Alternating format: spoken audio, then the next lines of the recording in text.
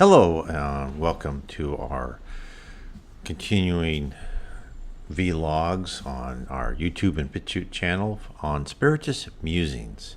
Now, we had posted a video on thought forms. We talked about dark thought forms, on how dark thought forms kind of around us, they attract other bad thoughts, other primitive emotions. But now let's talk about thoughts. Just what are thoughts?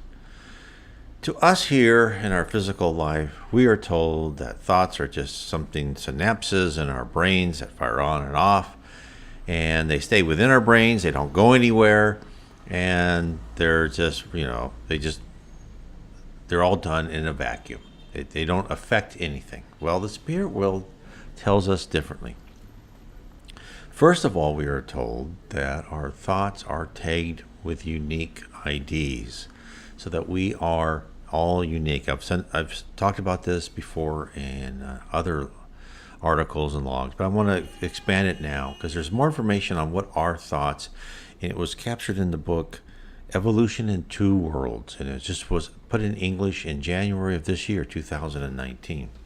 But first, in another book, the Spirit Emmanuel, and actually it was in the preface of a book, he's saying that our thoughts are all there. We are like radio towers. We radiate our thoughts out to everyone, and we have a unique ID that is tagged with each thought. So you have to assume that we are like a cellular phone, right? A cell phone with that unique ID with it that sends information back and forth from different apps on the phone when we talk on the phone. And when we have a cell phone, and if it's on, we know we have no privacy, right? Again, we have no privacy in the spirit world. Our thoughts are just emanate out and around, and they go around and around, and they come back to us eventually. The earth the physical earth is a place where we don't see the effect of thoughts, but they are there very lightly, as I said before. In the spirit world, thought is much more. But let's go through and let me read what there's talked about thoughts in the book Evolution in Two Worlds. This is under the section 13, the soul and the fluids. Under the subsection, the reflection of ideas. Thus, the particle of thought as a fluidic corpuscle is, like the atom, a unity in essence, although subdivided in diverse types according to the quantity, quality, behavior, and trajectories of its components. And just as the atom is a living and powerful force in its own composition, but passive before the intelligence that mobilizes it for good or for ill, the particle of thought, although alive and powerful as it flows from the spirit that produces it, is also passive before the sentiment that gives it form and nature for good or for ill. Therefore, by accumulation, it can be converted into an imprisoning or liberating, acidic or soothing, sweet or bitter, nursing or depleting, life-giving or deadly fluid, depending on the force of the sentiment that typifies and configures it, and which we label, for lack of equivalent terminology, the ray of emotion or ray of desire, a force that causes the differentiation of its mass and trajectory, impact and structure.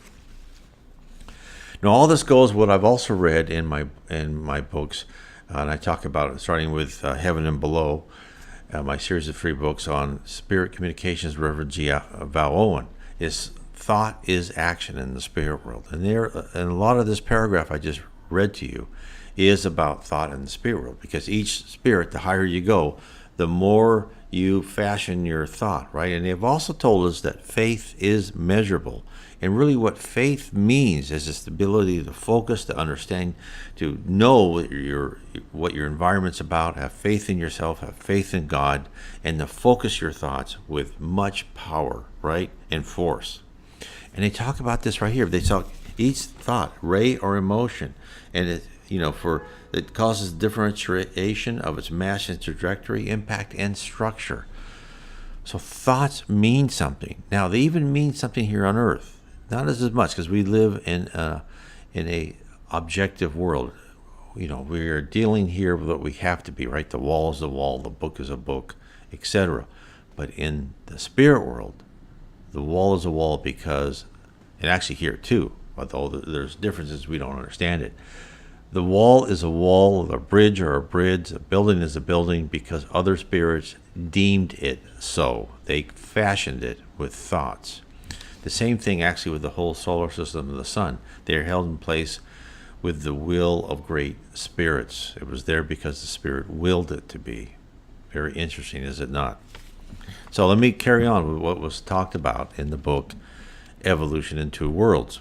In this way, the mental fluid carries not only individuals' mental sensitive dispositions in interplay, but also the images that travel between brains that are attuned to each other through natural and incessant reflection, establishing the progressive ideations originally emitted by high-order spirits that transmit to Earth's discarnates, that's the ideas of a more developed civilization. So they're talking about high spirits have transmitted ideas of those spirits on and around the earth. And by those same spirits in contact with the incarnate tribes of the Paleolithic age, such ideas descend to the planetary realm, disciplining individuals and offering new horizons to their view and understanding. Thus, by means of the reflection of ideas, an intertwining circuit of forces emerges between the two realms. So this was talking about during primitive times when humankind was spurned, create tribes, create fire, become more civilized. But also in the book, Heaven and Below, Spirit and the Spirit World Around Us, and How Spirits Guide Us, my series of 3 books about Reverend G. Vow and his communication with spirits. They've also talked about times when the spirit world will send the whole earth messages, and they say then these messages will become less materialistic, they say it happens when they don't understand why, but all of a sudden, like maybe mobs come together and demand the overthrow of a certain despotic government. Those type of things is they will cause the whole humankind to just very indirectly, subtly, to start thinking, well, no, maybe I need to do this. Maybe this is time not to do this other thing. So we live in this world of thoughts, right? We live in this. And also we live on the earth where there are spirits all around us, good spirits who give us good ideas, and as I said before, not so great spirits who give us pretty bad ideas.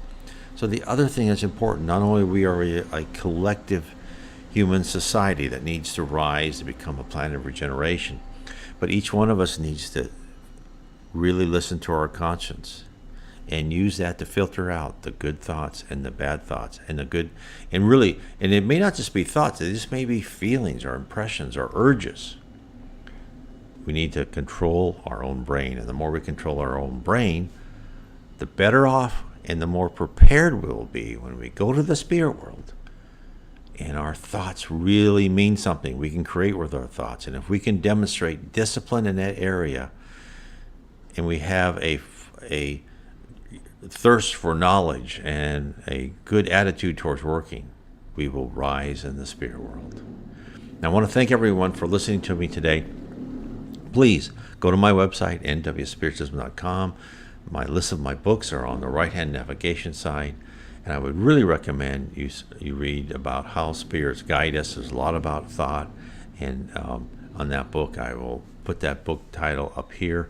I would recommend that book to anyone who really wants to understand why we're on Earth, how the spirit world kind of subtly and not so subtly guides us one way or the other. This will all prepare you, and it will all teach you what you need to understand about life on Earth and your life in relation to the spirit world, the real world where you're going to live for the rest of your immortal life. God bless.